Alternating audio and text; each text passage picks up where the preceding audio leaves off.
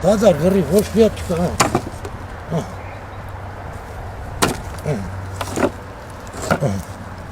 Բուժումները ամեն ինչ արած, բայց ոչ մի հատ մգու չկա։ Մեղր ծախողը մատը կլպստի ասացվածքն այս աշնանը ամենաուղիղ իմաստով բազմաթիվ մեղվապահների մասին չէ։ Անգամ լպստելու մեղր չունեն փեթակներում։ Անանիա Ասլանյանի 25 փեթակները, որոնք ընդամենը ամիսներ առաջ լեփ-լեցուն էին ջրաջան միջատներով, վերածվել են դատարկ տուփերի։ Ասում է գնացելու չեն եկել։ Հատ առ հատ ցույց է տալիս ու մի պահ ինքն էլ անակնկալի գալիս, երբ մեկում հայտնաբերում է փրկված մեղուներ։ Դες մեկը կա,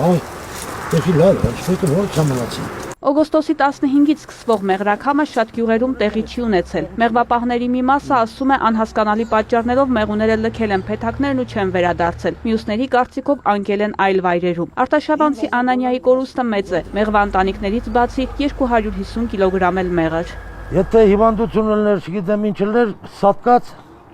փեթակների մեջ կլինեին։ Փեթակների մեջից մեղուները հենց գնացել են։ Մի հատ մեղու չկա փեթակի մեջ։ Թողներ, թող սատկած լիներ։ Ոչ մեկն էլ չգիտի ինչա կատարվել։ Բացարձակ։ Ես ամեն բուժում արել եմ, ամեն բուժում։ 60 հատից ընդամեն 100 կիլո բան են քամել։ Շոկ էր եղանակը։ Մեղուն չնստավեց ծվերի վրա։ Ծվերն լախացավ, սերուն չտվեց։ Մեղուն ինքը 40 օր ակապր ընդամեն։ 40 օր կսատկի։ Մեծ մեղուն սատկավ, ցակ չկար որ դեվիս կեր։ Ու всё, փեթակն հանգավ բրծավ։ Ղազար Կարապետյանն առաջին տարին է փորձել մեղվապահությամբ զբաղվել։ 60 փեթակ է ձեռք բերել, ընդամենը 10-ին է հաջողվել փրկել։ Լավ է ուսումնասիրել այս միջատների վարքը, խնամքը ժամանակին կազմակերպել, բայց չի հաջողվել կանխել հիվանդության տարածումը։ Իսկ թե ինչ հիվանդության մասին է խոսքը, ենթադրում է վարատոզ։ Ամեն տարի եղել է այդ հիվանդությունները, բայց այս տարի շատ շոկ էր։ Մեղուն ընդար վատ էր վիճակը, որ ինքը փոխանակ նստի ձվերին, չէ, կնստեր գետնի վրան։ Փեթակի տակ։ Շոկից, որ իր ռամտեքն չխալ էր։ Դրանց էլ ձվերը մնացին, լախացան, սերուն չտվեց։ Քաղաքից հետո ենք մենք դա նկատել, որ ինքը ակտիվ զարգացած է բարատոս տեսակետը։ Եթե ասենք մենք մի քիչ ուշադիր լինեինք ժամանակի միջև քաղաք կամ քաղաքից անմիջապես հետո այդ բուժումները անեին, կարծում եմ, որ կան մարդիկ, որոնք որ արել են ու այդքան անկում չեն ունեցել։ Մեր անուշադրության արդյունքում արտառոց եսի միշտ չկա, նոր հիվանդություն չի, որ չհայտնաբերված, չկարողանանք կասեցնենք։ Մեղուների անհետացման կամ անկման մասին ահազանգերը սկսվել էին հենց մեղրեցի մեղվապահներից։ Անդրանիկ Մովսիսյանը նրանցից մեկն էր, որի կորուստը կազմել է 30%։ Էկոնոմիկայի նախարարությունն ահազանգեր է ստացել Սյունիքի, Արագածոտնի մի շարք համայնքների մեղվաբուծությամբ զբաղվող տնտեսվարողների կողմից։ Օպերատիվ ձևով նախարարության մասնագետները այցելություն են կազմակերպել Մեղրի տարածաշրջան, Կապանի տարածաշրջան, Գորիսի մի շարք խոշորացված համայնքներ, իրականացվել են ուսումնասիրություններ, նախարարությունը պաշտոնական գրությունով դիմել է Սննդամթերքի անվտանգության տեսչական մարմնին, որպեսզի սահմանված կարգով իրականացնեն ուսումնասիրություններ, լաբորատոր փորձաքննություններ, արդյունքների մասին տեղեկացնել նախարարությունը։ Սյունիքում նույնիսկ եղել են դեպքեր, երբ փեթակը դատարկ է եղել, մեղուները պարզապես գնացած են եղել, բայց այն բոլոր տեղերում, որտեղ եղել են անկած մեղուներ, նրանցից վերցվել են նմուշներ եւ տվել են լաբորատոր փորձաքննության։ Փորձաքննության արդյունքներով, այո, եւ սնկային եւ մակաբուծային հիվանդություններ հայտնաբերվել են եւ այդ հիմքով այլևս կիրականացվեն որոշակի գործողություններ առողջացման, բուժման եւ այլն։ Հետազոտությունների արդյունքում մեղուների շրջանում վարատոզ, նոզեմատոզ, ամեպիաս կոչվող հիվանդություններն են հայտնաբերվել։ Հայաստանում մեղվաբուծության մեջ խնդիրները սկսվեցին դեռ 1980-ականներից, երբ Պարոյա Յակոբսոնի տիզը ներթափանցեց Հայաստան։ Դրանից հետո ժամանակ առ ժամանակ լինում են նաեւ պիկեր, նշում է մեղվաբուծության միջազգային փորձագետ Կարեն Ավետիսյանը։ Ոչ հավասարաչափ ձվադրություն, փակ կամ փտած ворտ, ծակ կափարիչներ եւ այլն։ Կան մի շարք նշաններ, որոնցով մեղվապահները կարող են տարբերակել հիվանդությունը, նշում է մասնագետը։ Եթե շատ խորն է վարակվածությունը, փտած ворտ։ Շատ մեղվապահներ սա շփոթում են ամերիկյան փտախտի կամ եվրոպական փտախտի հետ։ Կլինիկայով շատ նման է արտաքին։ Ինչպես տարբերել, եթե ամերիկյան փտախտ է, ուրեմն վերցնում ենք մի ինչ-որ մի թեկուզ լուծկու, հա, այսպես հատիկ, մխրճենք անպայման այդ փակ ворթի մեջ եւ քաշենք հետ։ Եթե այդ թրթուրային զանգվածը ձգվում է երկար, դա նշանակում է փտախտային հիվանդություն է։ Եթե չի ձգվում երկար, ամենայն հավանականությամբ խորը վառատոզային վարակվածություն ունի։ Այս դեպքում խորհուրդ կտամ օգտագործել անպայման արագ անցնելը բուժման եւ կարող եք նաեւ տալ ծաղկափոշի, որովհետեւ երբեմն լինում է, որ ծաղկափոշու պակասից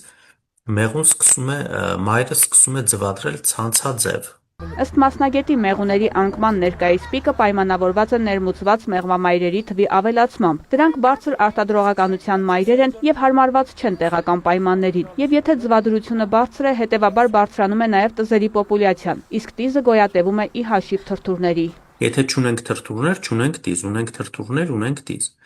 Հետևաբար, երբ որ շատանում են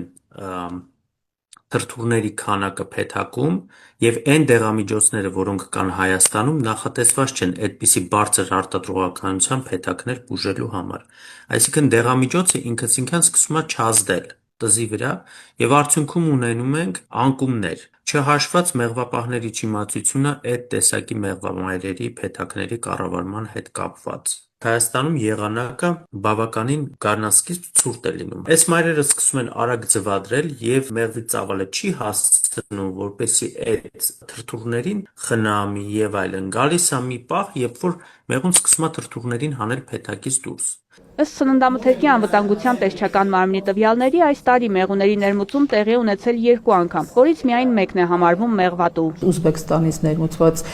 4550 հատ մեղվի մասին է խոսքը, մայրերի մասին է խոսքը, մեղվատու, այսպես ասած, մեղուների մասին է խոսքը, ընդամենը այդ ներմուծումն է եղել եւ եւս մի ներմուծում եղել է այս դեպքում արդեն փոշոտման համար նախատեսված մեղուներ են, որոնք լինում են փակ տարածքում, ջերմոցներում եւ իրենց խնդիրը ավարտելուց հետո այդտեղ էլ անկում են եւ նրանք մեղվատվության հետ որևէ կապ չունեն, դրանք կոնկրետ նպատակով բերվող մեղուներ են։ Մեղվապահները վստահեցնում են, որ անգամ տեղական մեղուների դեպքում է անկման ծավալները մեծ։ Այդ դեպքում պատճառ կարող են լինել եղանակային պայմանները։ Մասնագետը չի բացառում, բայց եւ խոսում է բուժման ոչ ճիշտ կազմակերպման մասին։ Թերի բուժում են ստանում եւ արդյունքում ունենում ենք այն պատկերը, ինչ որ կա։ Ես խորհուրդ կտամ օգտագործել միայն կովկասյան գորշ եւ հայկական դեղին մեղու, այսինքն Սյունիքի կողմ դեպի Եղեգնաձոր, Սյունիք, այդ կողմերը օգտագործել մեր հայկական դեղին մեղուն, Apis mellifera armenica, իսկ հյուսիսային մասերում կովկասյան գորշը։ Մանավանդ հիմա նոր հիվանդություն է սկսում տարածվել, տրոպիլելապսիան, եւ եթե ներմուծում են անում այս հիվանդությունից մենք ազատագրված չենք, եթե այս հիվանդությունը, այս տիզը մտավ Հայաստան, շատ ավելի վատ կլինի վիճակը։ Հայաստանում մեղվա ընտանիքների քանակը վերջին տարիներին էականորեն անկում է ապրել, 250-ից հասնելով 180 հազարի։ Որպեսզի լիարժեք փոշոտում իրականացվի, պետք է շուրջ 250 հազար մեղվա ընտանիք, որպեսզի կենսաբազմազանությունը Հայաստանի փոշոտման միջոցով պահպանվի, գյուղատնտեսական կուլտուրաները, որոնք կարիք ունեն փոշոտման, լուրջ կատարվի, ցավոք Հայաստանի շատ չեն կարևորում դա։ Կարծում եմ պետությունը պետք է խրախուսի մեղվա ընտանիքների աճեցումը եւ ավելի նպաստավոր պայմաններ ձեռնարկի մարդը, որպեսզի կարողանա մեղվա ընտանիք պահել։ Լիազոր մարմնի կողմից ստացված տեղեկատվության հիման վրա վերջին մի քանի տարիներին բավականին ավելացել է արտահանման ծավալները, այսինքն դա նշանակում է, որ մեր հայկական մեղրը որակական հատկանիշները բարձունքների վրա է գտնվում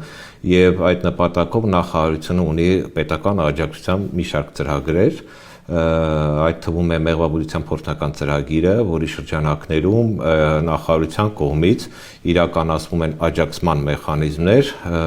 մեկ մեղվափետակ ձեռք բերելու դեպքում պետությունը 50% գումարի հետ վերադարձ է իրականացնում եւ մեկ մեղվափետակի համար առավելագույնը սահմանված է 80,000 դրամ։ Ունենք նաեւ լիզինգի աջակցման ծրագրով մեղվաբուժության համար բաղադրիչ։ Ներքին սպառման համար հայկական մեղրը բավարար է անգամ վատ պայմաններում, իսկ թե ինչպես վերականգնել ու պահպանել մնացած մեղվա ընտանիքները, Կարեն Ավետիսյանն ասում է միշտ պատրաստ է խորհուրդներով օգնել մեղվապահներին։ Հիմա էլ նրանցից շատերի հետ օնլայն հանդիպումներ է ունենում, ուղղորդում թե ինչպես վարվել փետակների հետ, որպեսզի հնարավորինս քիչ անկումներ ունենան։ Մեղվա ընտանիքների վերացման վտանգ չի տեսնում, բայց լուրջ ռիսկ կա քանակի զգալի կրճատման, որը եթե շատ մեծ լինի, կանդրադառնա գյուղատնտեսական մշակաբույսերի արտադրության վրա։ Վարդուհի Արզումանյան, Սեյրան Անտոնյան եւ Արմեն Գրիգորյան, Իրաք Նորյալ լուրեր։